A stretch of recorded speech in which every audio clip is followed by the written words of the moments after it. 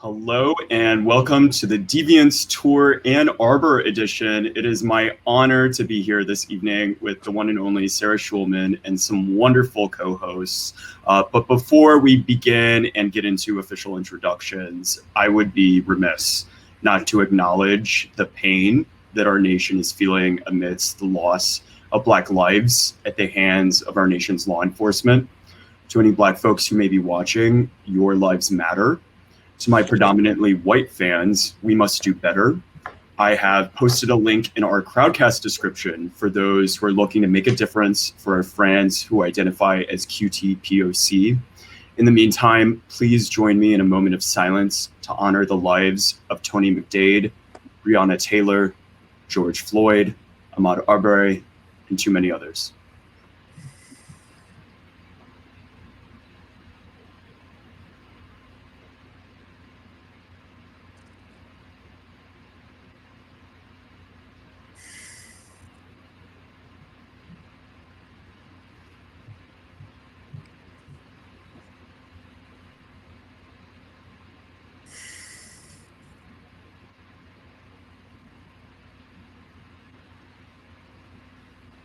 Thank you.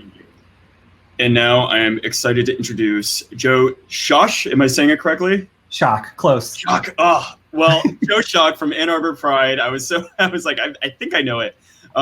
Who can talk a little bit about some of the great work they do and some of their programming this Pride Month.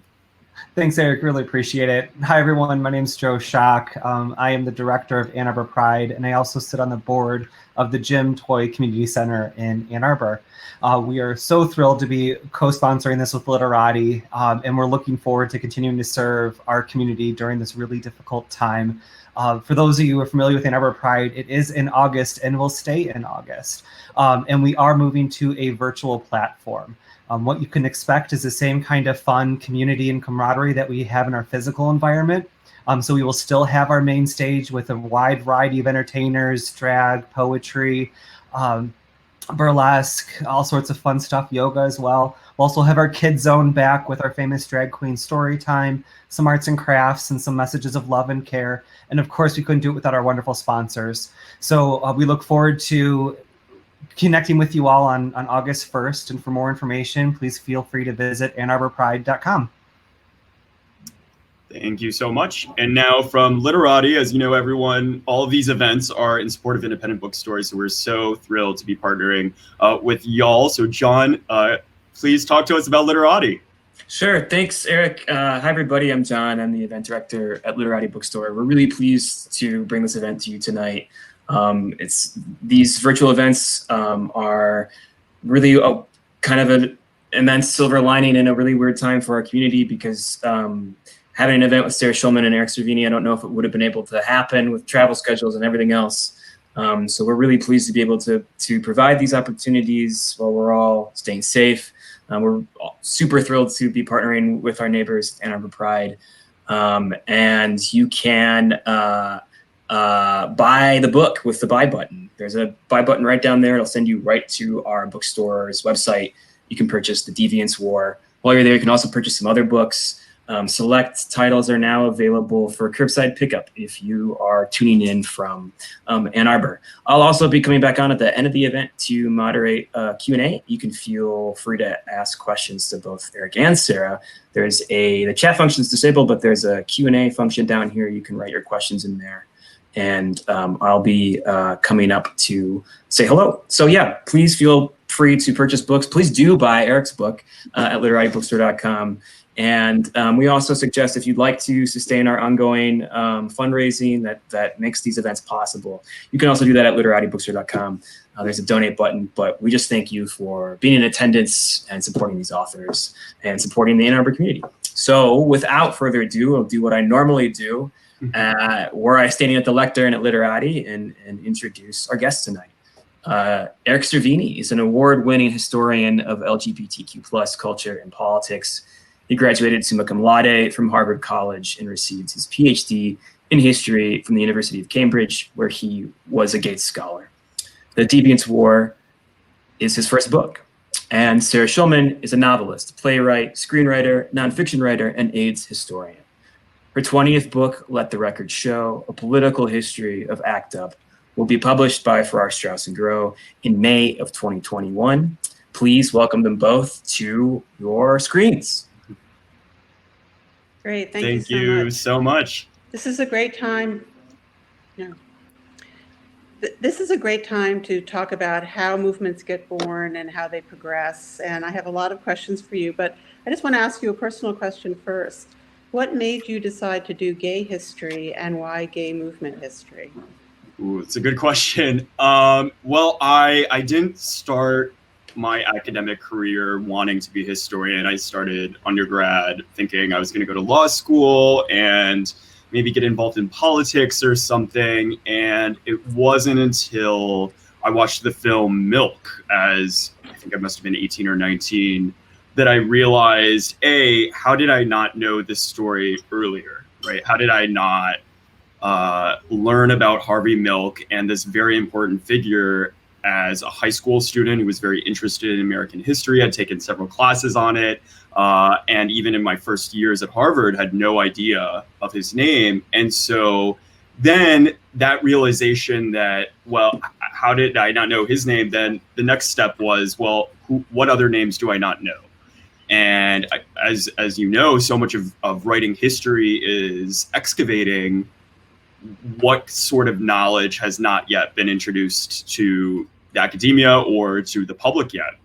And so I soon stumbled upon the name of Frank Kameny, who historians know. Everyone within, the queer history part of academia knows his name, but the general public does not. And even though there was an acknowledgement that he was the grandfather of the gay rights movement, there hadn't really been an in-depth study of his path, especially in the 1960s, and especially not in the immediate aftermath of Stonewall. So that's what I've been working on really for the past 7 years, is realizing actually, yes, his story is very important, but how do we tell his story in the context of the 1960s? And you realize very quickly, it's not just one man's story. This is a national story about the Black freedom movement, about women's liberation, about trans resistance. And so that's why it took a very long time to write the book. But that's how I first got interested in it, because so much of it has yet to be told. Okay, well, let's start with that, the context. So we know in the first part of the 20th century, there's a lot of radical activity. The Communist Party, the Socialist Party gets 900,000 votes for Eugene Debs. Mm-hmm. We have the anti-lynching movement, Scottsboro, women's suffrage, and sexology in Europe. But then there's World War II. Mm-hmm. And, World War II has been theorized as this time of personal expansion. Alan Berube, we see that for women, for Black people, and for gay people, there's a kind of independence experience that takes place. And then we emerge into the 50s. Now, can you set the stage nationally for politically across the board what was going on in that period in terms of rebellion and resistance?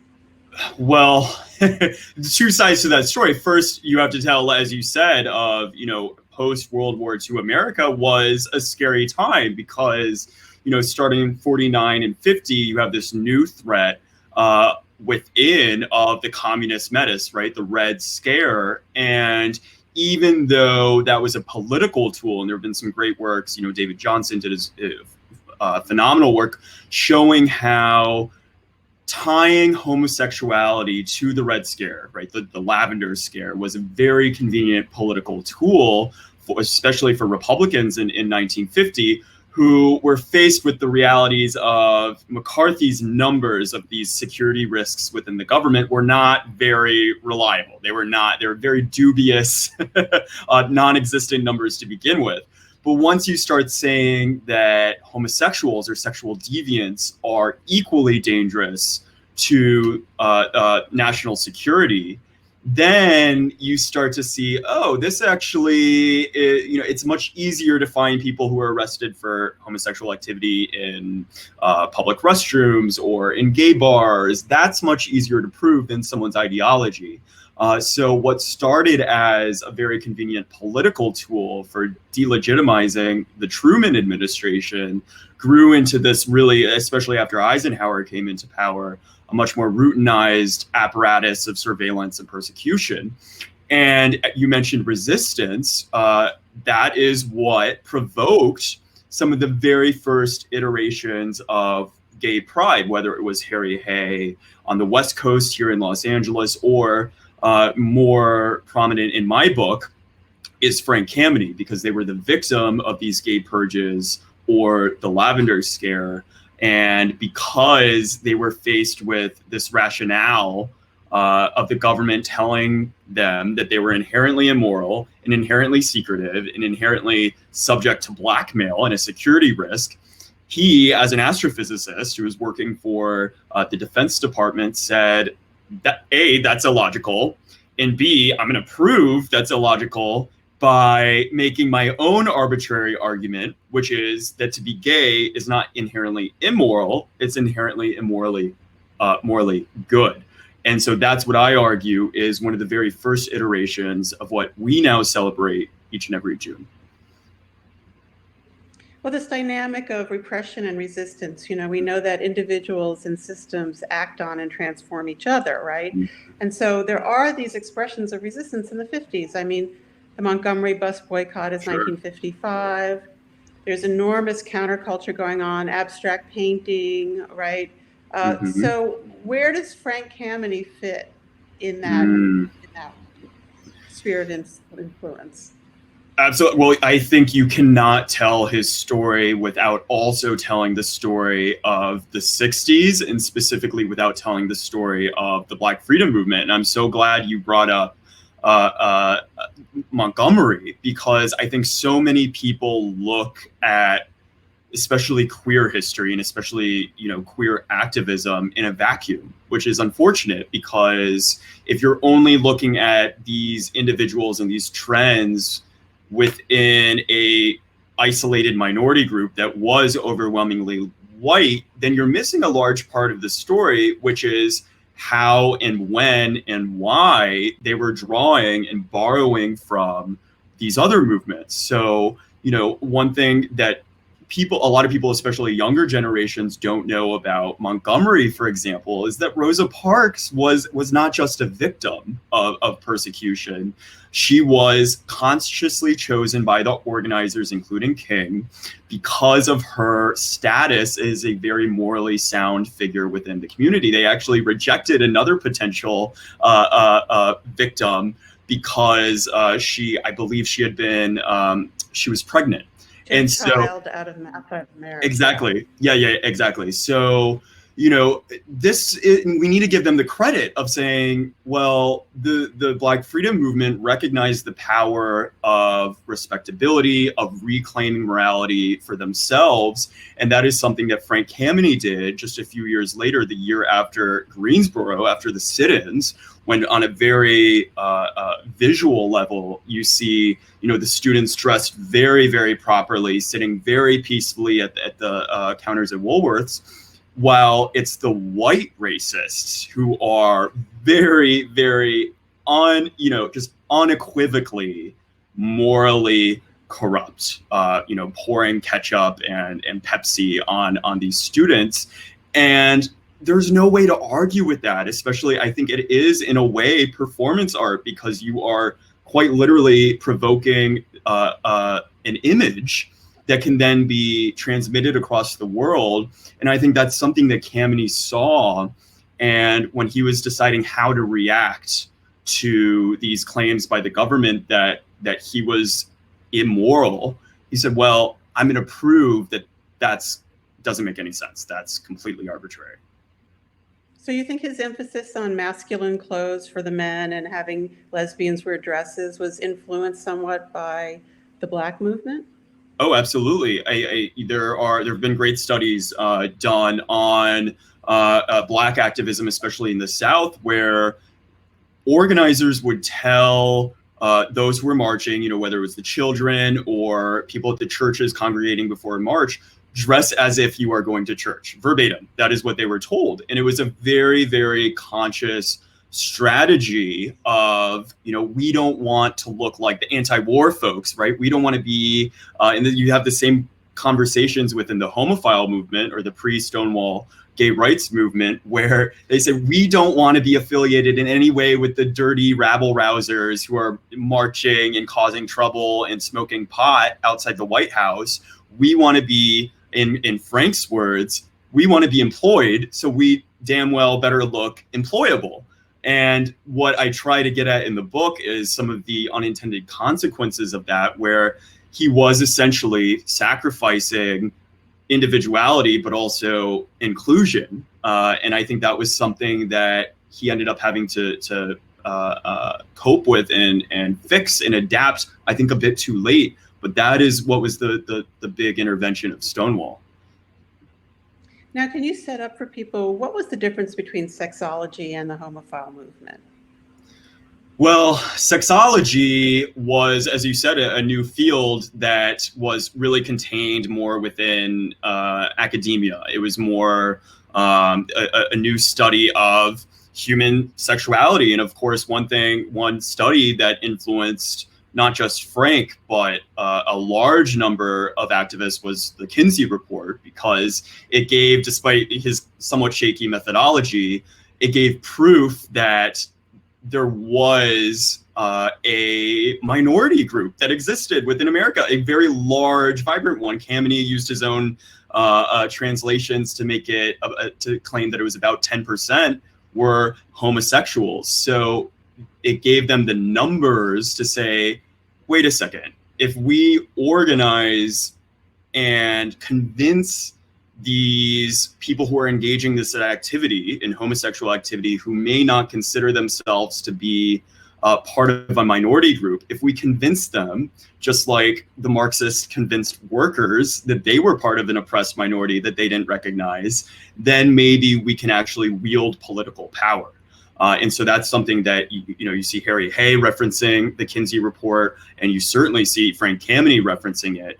Now, the homophile movement was very much a movement of activism. Rather than just studying sexual activity, it was about promoting the rights of the sexual deviants. And I think there was a relationship between them. You see a lot of activists allying with researchers like Evelyn Hooker, like Sexology magazine, which was really an academic journal essentially, but with more of a popular audience, because they said, here's our numbers, here's our, as we're dealing with a regime that is telling us we're immoral and that we don't exist. You have the Civil Service Commission literally saying homosexual as a noun does not exist. Then, you can point to the numbers that say, actually, it does. So what were the concrete demands of the homophile movement, and what were their strategies for achieving them? Well, prior to Frank, you see this glimmer of radicalism, and then at what John D'Amelio calls a retreat to respectability. And I know there's been pushback to that recently, especially by those like Martin Meeker, but I think you see at the very beginning, for people who don't know, in 1950, in the context of McCarthyism, you see the very first organizing on at least a national level of the gays, of sexual deviants, and trying to achieve law reforms such as the legalization of sodomy, such as the end of the gay purges or the Lavender Scare.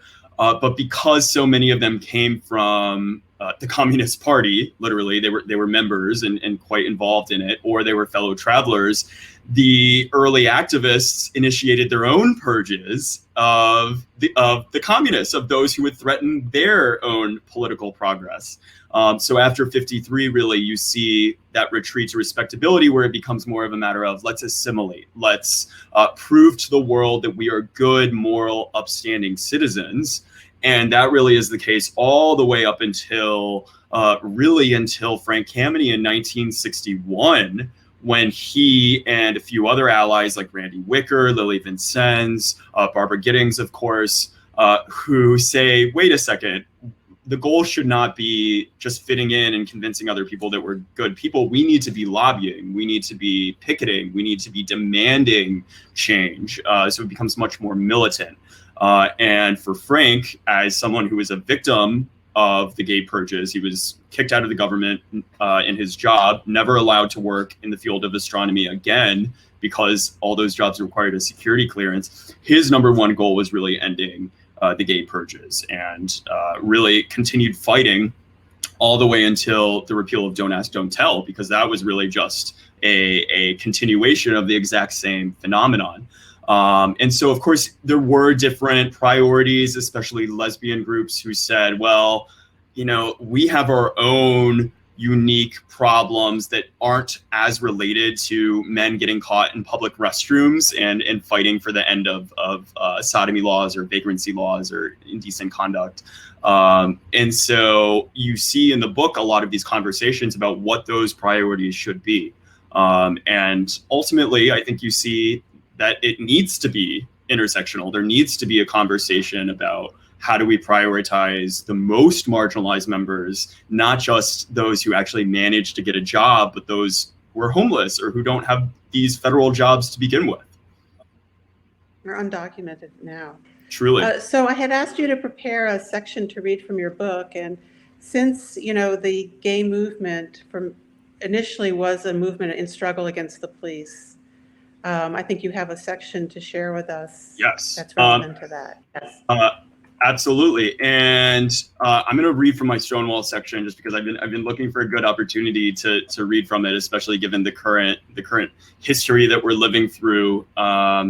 And Frank actually doesn't make an appearance here because he wasn't at Stonewall. So forgive me to anyone who is looking forward to a feature on Frank, but I think it shows some of the conflicts that we've been talking about. On the night of June 27th, Yvonne Ritter, wearing her mother's dress and surrounded by 200 other patrons, sat in the Stonewall Inn. The bar itself was grim. Black walls, a black ceiling, blacked out windows, and weak drinks. But it played the Supremes and the Rolling Stones. It had go-go dancers. It felt safe. As Ritter sat there, a group of 6 NYPD officers amassed outside. 2 female officers already sat inside the bar, posing as lesbians, watching. More than a year after Craig Rodwell had criticized the mafia's ownership of gay bars, the city was finally taking action. The last 3 weeks of June, it had conducted 5 raids against purported clubs like the Stonewall, de facto bars that sold liquor without a license. The raids occurred in the middle of a mayoral election campaign, when harassment of homosexuals historically spiked. Indeed, raids against gay bars looked good for those who conducted them. Officers in the city government could boost their arrest numbers. There were easy arrests, too. The drag queens never fought back. Everybody behaved, the officer in charge of the raids later recalled. It was like, we're going down to grab the fags. At 1:20 a.m., the officers entered the Stonewall. The music turned off, and the bright white lights turned on. Ritter, terrified, ran for the bathroom, where she thought she could escape through a window. As she reached the door, an arm grabbed for her. "You're not going nowhere," said the officer. The police dragged her back to the bar and pushed her up against a wall, along with other patrons who defied gender norms. The officers demanded identification, and the police women began performing their second duty of the evening. They took the trans women to the bathroom, where the police women examined their genitalia. If patrons did not wear the 3 proper items of clothing, they were arrested. Usually, the threat of an examination was sufficient to scare the suspected transvestites, as the police called them, into confession. Usually, the officers led them to the bathroom and they admitted it. "All right, honey, I'm a man." But in the second raid of the Stonewall in a single week, and that night, the patrons in drag resisted the authorities. "Get your hands off me," they said. "Don't touch me." Female officers examined 5 trans patrons, but Ritter showed her identification. "Joseph," it said. The officers released the humiliated women and arrested Ritter. Officers told another group of detained patrons, identified by one witness as a lesbian woman, to stand against a black wall. Male officers pushed them, frisked them, and touched them. Meanwhile, the gay men in the bar stood in a single file line, and one by one, after showing identification, they exited.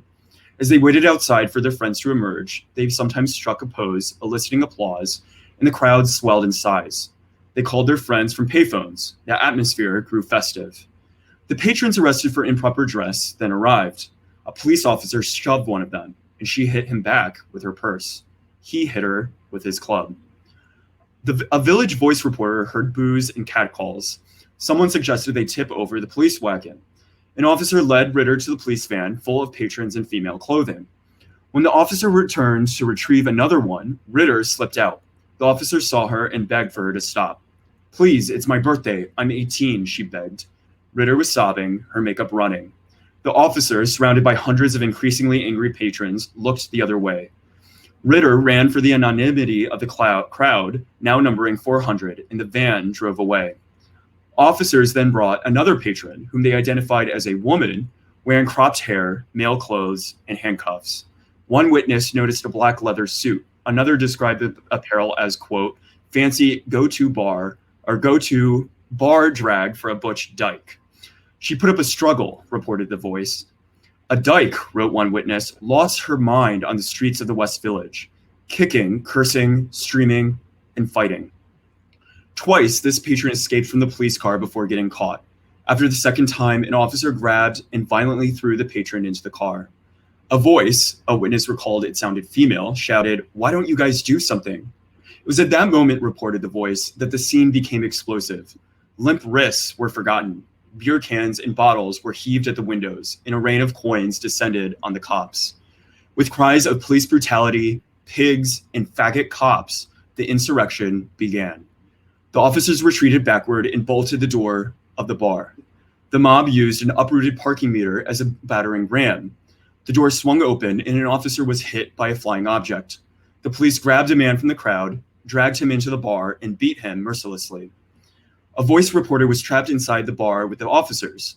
"The sound filtering in doesn't suggest dancing faggots anymore," he later wrote. "It sounds like a powerful rage, bent on vendetta." The window shattered. The officers, certain that the mob would storm the bar, pointed their guns outside. "We'll shoot the first motherfucker who comes through the door," said one of them. Outside, calls of, "Let's get some gas." An arm poured lighter fluid into the room, then threw a match. A whoosh of flames. The officers prepared to shoot, and a massacre seemed imminent. Suddenly, the sound of sirens. Fire trucks arrived, followed by 2 buses of riot police. The officers escaped, and the reinforcements turned their hoses and clubs onto the crowds. For several hours, trans women, drag queens, and street youth, or hustlers who worked the piers in 42nd Street, fought and taunted the riot police. Facing the helmeted officers, the street youth sang, "We are the Stonewall Girls," chained in a chorus line, kicking their heels. Nightsticks swung at heads and backs. The rioters ran, but the officers ran faster. Witnesses saw young men, covered in blood, dragged into police cars. Craig Rodwell, the young veteran of Randy Wicker's first New York picket, yelled, "Gay power," while watching from a stoop. The next evening, Saturday, the crowds grew larger. They blocked the street, and flames rose from the trash cans. Rioters threw bottles, and windows broke. One black trans woman, Marsha P. Johnson, miraculously climbed a lamppost in high heels and a tight-fitting dress. She dropped a bag full of bricks onto a police car below, shattering its windshield. The riot police arrived again, and the street youths reprised their taunts and chorus lines. By 3:30 a.m., the crowds dispersed. On Sunday afternoon, a sign appeared on the Stonewall's window. "We homosexuals plead with our people to please help maintain peaceful and quiet conduct on the streets of the village." Signed, the Mattachine. The crowds, though smaller and less violent, still returned that night. Officers scattered them in a single sweep, but the Stonewall stayed open, playing rock and roll. The poet, Allen Ginsberg, a veteran of the MSNY's first picket, entered the Stonewall and danced there. "You know, the guys were so beautiful," he said upon leaving. "They've lost that wounded look that fags all had 10 years ago." That night, Yvonne Ritter stayed in Brooklyn. She had been avoiding the village, lying low after taking the subway home Saturday morning. As she graduated from high school that week, an image, a feeling, remained imprinted in her mind. After she escaped to the police van full of drag queens and blended into the angry crowd, makeup streaking down her face, she too picked something off the ground, maybe a brick or a piece of glass, she does not know, and threw it in anger, in defiance, and pride. Great. Thank you so much, Eric. So now let's open it up for questions. Sure. I have one thing. I've always questioned the concept of bricks at Stonewall, because where would those bricks come from? Well, if current events are ever an indication, they just mysteriously appear and somehow are found with questionable origins. I don't know. I think the Marsha P. Johnson image of her climbing the lamppost, that was something that Craig Rodwell saw with his own eyes happen. And who knows if it was actually bricks inside the pillowcase or whatever the bag was that she was climbing up. But I think the larger question is, who cares? You know, who cares what was thrown, whether it was a shot glass or a brick? I think that actually minimizes the importance of the moment and what actually was occurring, and also the contributions of those like Marsha P. Johnson and Sylvia Rivera, not just on those 4 nights, but before and after Stonewall. And as you know, a big part of the book that I'm honestly most proud of is some of the findings that I was able to find about Sylvia Rivera and her indispensable contributions to the Gay Activists Alliance in particular. And so when I think you see, especially in the popular media, this focus on, you know, who really threw the first shot glass or what really happened at the Stonewall, I think that's a red herring. I think we need to be asking larger questions of people's contributions around and especially after Stonewall. Okay, well then let's go to questions. Yeah, and I want to encourage anyone who hasn't asked a question, please just press the little ask a question button. All right, I'm back, I think. So yeah, we have 3 questions so far, and I'm also peeking over here at my second laptop, my computer, at the Facebook live chat. So if you ask questions in the Facebook live chat, I'll be able to look at them as well. But the first question is a question about the international dimension in Community's gay politics. I wonder whether there is an international context for his activism.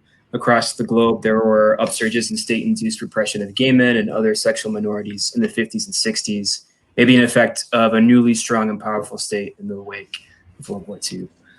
Oh, absolutely. There definitely is international context, especially after Stonewall. Of course, he didn't just stop after Stonewall happened and after his own organization, the Mattachine Society of Washington, became essentially a one-man organization. He continued working as part of the ACLU, which was very much in conversation with especially British reformers, especially after their own successes with overturning sodomy laws before Stonewall. And so there is that conversation, and there is some really good studies. One I would recommend is by David Minto, who I believe is at Durham University in the UK, who actually talks about the transnational homophile movement. And how some of these conversations were taking place. In the Carpenter Hall archives in London are a great resource also to see how US activists were actually, including Frank, were in conversation with the law reformers in the UK. And then, of course, even before Frank's time, German activists had a number of publications. We're talking in some of the very first homophile or gay publications that were ever disseminated in the US were actually German. They came, like, whether it was the Circle, Der Kreis, I think is how you say it. So a lot of great work done. If you just Google transnational or transatlantic homophile movement, Dr. Minto's work should come up, and it's really wonderful. But Sarah, I'm sure, especially in your research in ACT UP and the 80s, I'd be curious about what you found on kind of the transatlantic front later in Frank's life. Oh, that would take me a month to tell you. So let's save that for another time. Okay. Okay. What else do you have there? All right. So, and this is a question we could maybe open up to both of you. Given that millennials are part of a generation that is inclusive and queer youth can comfortably integrate with their peers, that today we hook up via apps rather than meeting in venues? How do we encourage younger queers to learn our history, value those who fought for the freedoms we have, and participate in community and advocacy? Sarah, I would. To you. No, I defer to you. Only if you also give a follow-up, because I mean, you've been doing this for much longer than me, and I think galvanizing the kids is one thing that I'm still trying to figure out. But I think at least with this book, what I've tried to do, kind of my theory going into at least marketing it, is these were human beings, right? And I think you see it in any sort of popular depiction of history, whether it's in Hollywood or within the publishing world. As soon as you strip people of their feelings and their emotions and the sex and the drama and the conflict, then it doesn't become relatable. And I think I think historians actually have an obligation to include that, because so much of history is the result of these more dramatic elements that are really appealing to young kids and to just the general public. So, why was J. Edgar Hoover so obsessed with the Mattachine Society and the homophile activists? Well, it wasn't because on some political, policy making level that he was just really interested in this problem. It was because he hated and was obsessed with them because they were making these claims about his own sexuality, and he wanted to nip that in the bud, so to speak. So, you have to be telling the more kind of illicit parts of history in order to tell all of the history.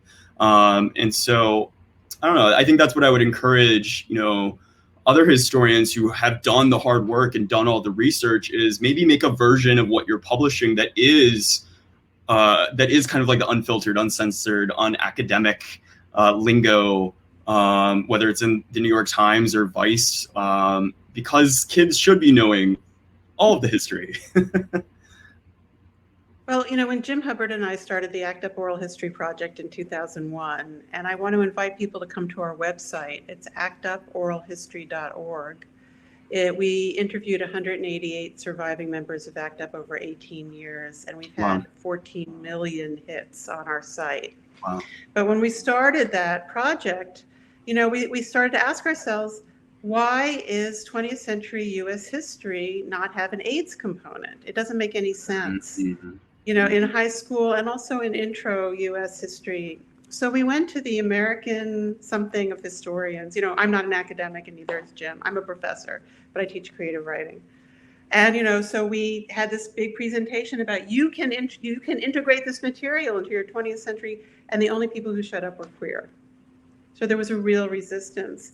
Then in 2012, we made a film called United in Anger, A History of ACT UP, which we've made available for free on YouTube and all of that. And we found that people were afraid to teach it because they were embarrassed by the material. So Matt Brim, if you know his book, Poor Queer Studies, which is really an incredible book that came out this year, he did a teaching guide to United in Anger that is now available online for free. So that teachers who want to teach it but feel that they don't know how to talk about anal sex or drugs or whatever, they can just follow the teaching guide. So we've done everything we can to make it as possible for people, but they have prejudices, in curriculum construction that keeps this information out. Yeah. Anyway.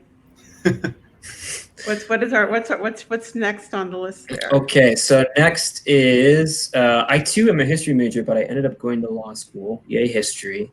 My focus was on women's history. My question is this: you make a lot of parallels between the civil rights movement and the LGBTQ movement. The women's rights movement peaked in the early 70s, and Betty Friedan's Lavender Threat was a large part then. Do you think that LGBTQ movement borrowed anything from the women's movement at all that was helpful? Oh my gosh, so much of it. Lesbians were. Oh, we have two different answers. Oh, you said no. Okay, you go first. Do I think that gay women, when we started the Lesbian Avengers in 1992, our initial club card that we made out and handed out to people said, lesbians, dykes, gay women. Because those were three different groups of people who identified with different terms. And the gay women who were in what we're now called the LGBT movement, but at that time was called the gay movement, were often very alienated from the feminist movement. And the feminist movement notoriously had lesbian purges. In fact, I experienced a lesbian purge in the reproductive rights movement in an organization called Carassa in 1982, although it wasn't called that. So there's always been a lot of tension. And, ultimately, I think one of the failures of traditional feminism or straight feminism is that heterosexual men never really got involved. So heterosexual men never really got involved in the abortion rights movement. And one of the advantages of the queer movement is that queer people need each other for love and sex. So they're always going to have to try to find each other. But if you construct a movement where you're asking heterosexual women to basically put themselves in a situation where love and sex are not available, it's very hard to create that kind of counterculture to sustain it. So those divisions and those antagonisms, and they play out even in the Roe v. Wade case itself. They ultimately hurt the feminist movement. Yeah. Mm-hmm. Yeah, and it's heartbreaking also, especially with the people who I interviewed, who were lesbians who were also dedicated to women's liberation, feeling as if they had to make a choice between the homophile movement and women's liberation. So people like Del Martin eventually said, "I give up. This homophile movement is completely dominated by men, and so I'm going to put my emphasis on women's liberation." But then, just as Sarah said, then there's within women's liberation its own purges who were pushing out the Lavender Menace. And so what you end up happening is a lot of these organizations that are for lesbians, and whether it's Radical Lesbians, Lavender Menace themselves. But I think also to answer your question, yes, the homophile movement did borrow from, or even really the gay liberation movement borrowed from women's liberation. So when you had, especially I think you see it in the theatricality of protests, so especially in the zaps of like the Gay Activists Alliance and other organizations.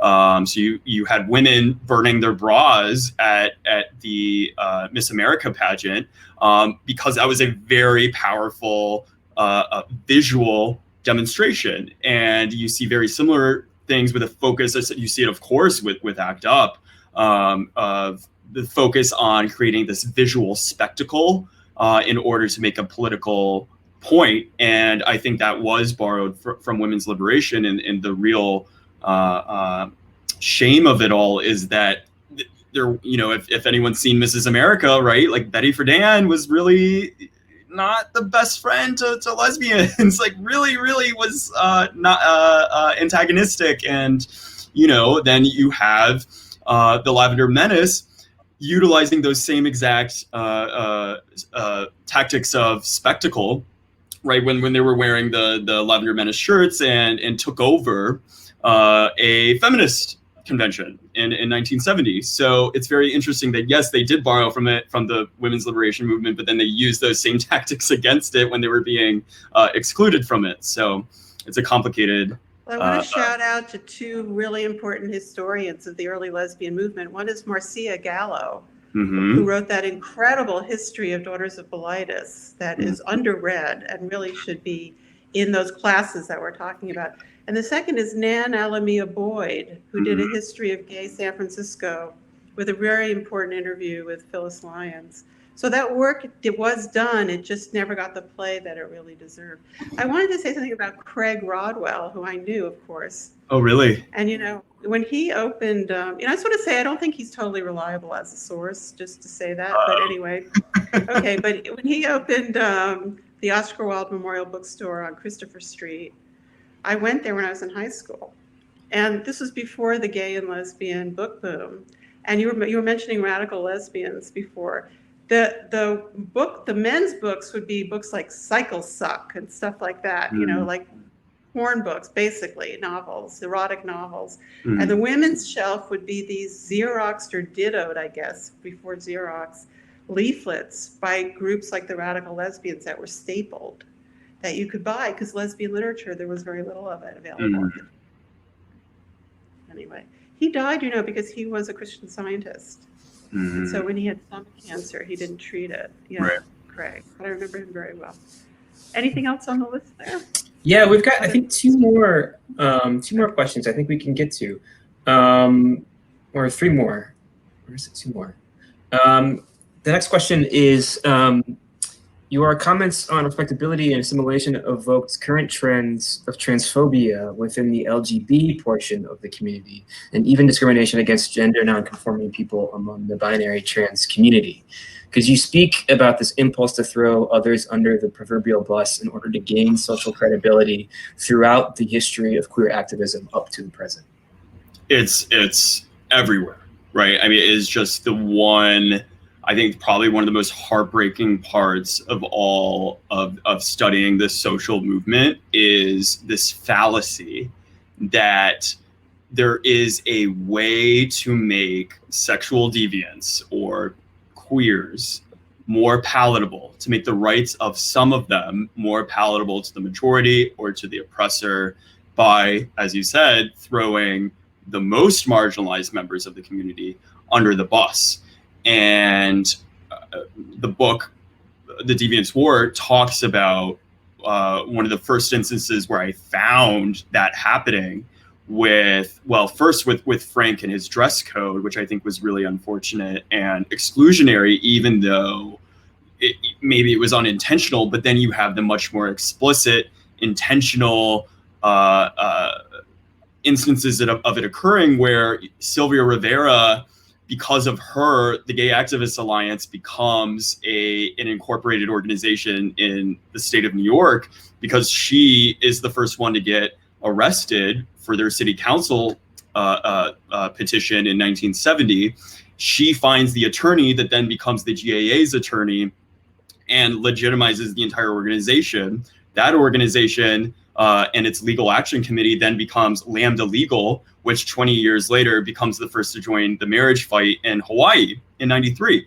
And so what happened, though, you have to tell the story of what happened next, which is when she organized her own pickets against NYU later in 1970, the executive meeting minutes of the Gay Activist Alliance says explicitly, we will not join these pickets because they were organized by, quote, street people, right? So who cared about the merits of the protest itself? Because it had this image of being organized by the most marginalized, they wouldn't join it. They then removed trans protections from that very city council bill that she got arrested fighting for. What happened? The bill still failed. 20 years later, 30 years later, when the Human Rights Campaign removed trans protections from its federal anti-discrimination legislation, what happened? It still failed. George W. Bush still threatened to veto it. So time and time again, you see that it's self-defeating. It ends up doing much more harm than good.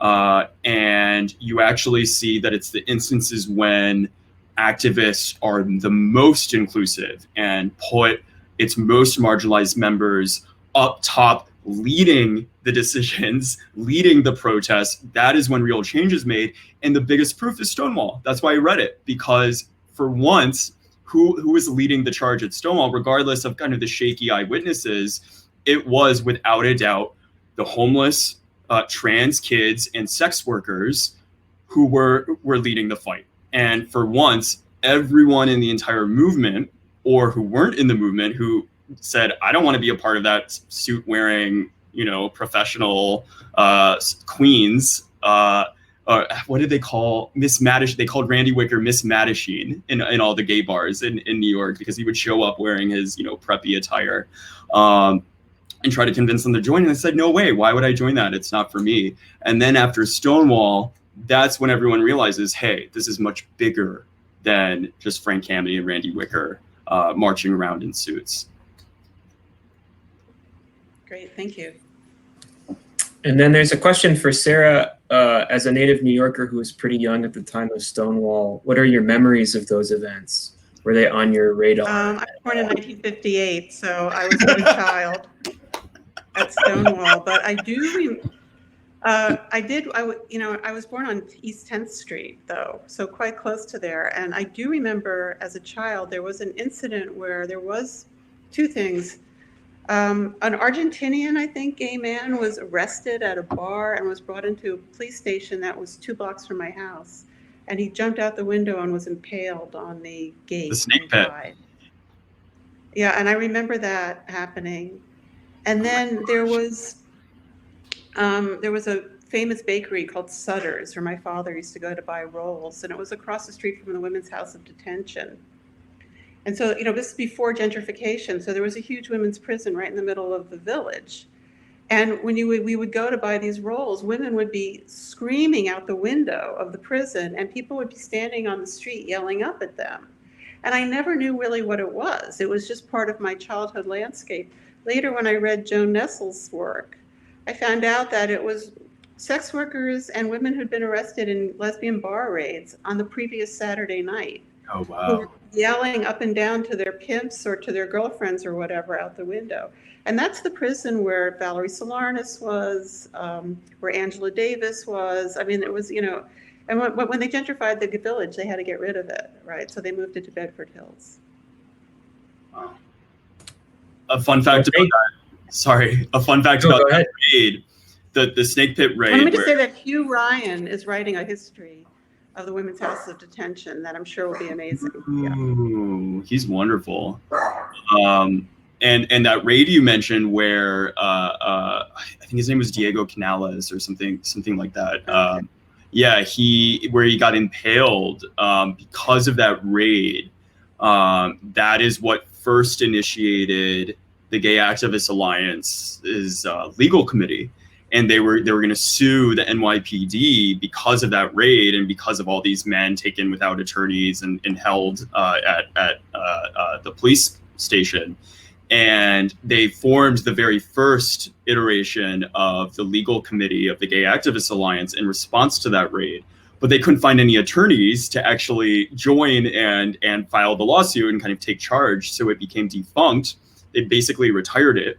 And the only thing that caused the Legal Action Committee, they renamed it, to come back into being was Sylvia Rivera getting arrested in April 1970, a month after that raid.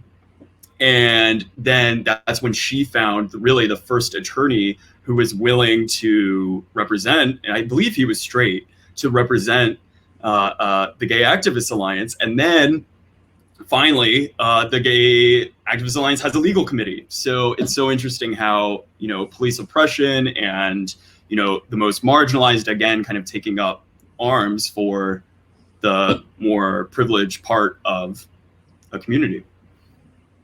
No, thank you. Great. And I guess we'll maybe end with I'll ask the standard bookseller question, which is what you are both reading right now. Oh, it looks like I froze. Maybe I froze. Okay. Well, I'm reading a book called The Empire of Critique by Saed Atshan, which is a history of the Palestinian queer movement.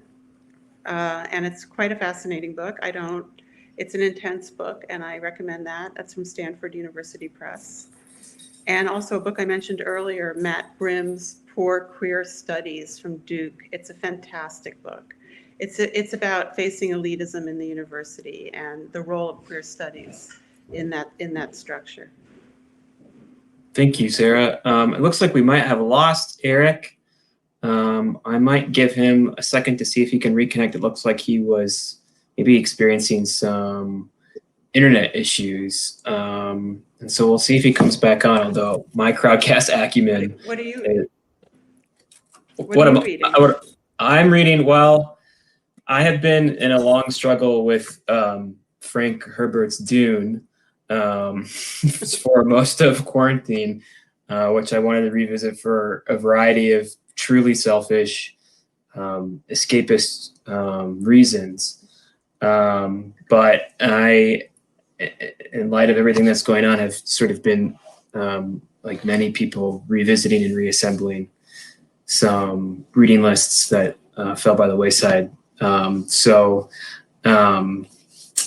hoping to, I've been reading a lot of Bianca Yamada Taylor's stuff in the New Yorker recently. And it's reminding me that I have a couple of her books here behind me on a bookshelf. And so I've been meaning to pick those up as well. I feel like I have an attention span to just read like really short things these days. I don't know if that's common, but that's sort of what's happening to me right now. Yeah, as a bookseller, I've become prone to sort of derelicting my duty as someone who's supposed to recommend books to people. Oh, I think Eric's coming back. I'm back. Sorry about that. That's great. I warned y'all about Crowdcast. Anyone who's watching, don't ever use Crowdcast for your book tour. So what are you reading, Eric? Yeah, what are you reading, Eric? I'm reading the Pink Line by Mark Gavesser. That comes out. It's another FSG author. It comes out in I think next month. And someone asked about transnational activism. He kind of travels the world and looks at different battles for LGBTQ plus equality across the entire world, ranging from Africa to the Middle East, everywhere. So highly recommend it. I think it comes out late July. Great. Actually, you probably pre-ordered that. He was an important figure because Mark was in ACT UP New York. He was a South African who was in exile during the apartheid era. I had no idea. And when he returned to South Africa, he brought quite a few, he was a communicator between those two movements. Wow. So he's quite, somebody needs to write about him. Yeah. Yes. Okay. We're doing like a joint podcast episode with Jackson, our editor, tomorrow, I believe. So I'm going to make sure to ask him about that. Oh, great. Well, yeah, that brings us to the hour. Thank you, Sarah Schulman. Thank you, Eric Cervini. You can buy the Deviants War. If you're watching at Crowdcast, there's a buy button right there. If you're watching on Facebook Live, you can head to literatibookstore.com to buy the Deviants War. Thank you so much, both of you, for taking the time to talk about this book today. To join us all here in Ann Arbor, so people tuning in from all over the world, Australia, coast to coast. So we appreciate it. And thanks again. Thank you, John, and thank you, Sarah. I really enjoyed your book. Thank you. Really so appreciate much. it. Bye-bye.